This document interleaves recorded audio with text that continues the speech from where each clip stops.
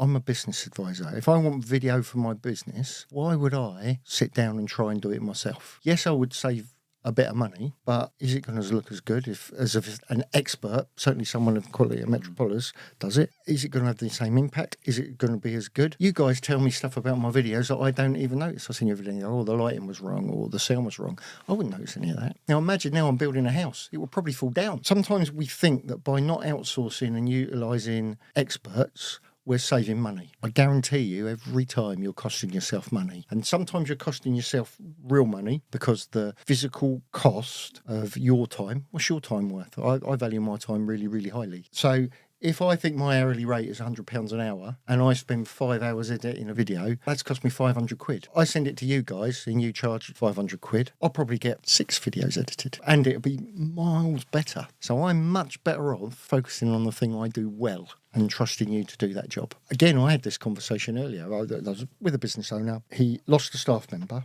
and his solution was to go back on the tools. The 2 months he's gone back on the tools, we've had our worst months in about 3 years, because the thing he's really good at nowadays is running a business and making sure all the work gets done and the invoices goes out efficiently and project managing.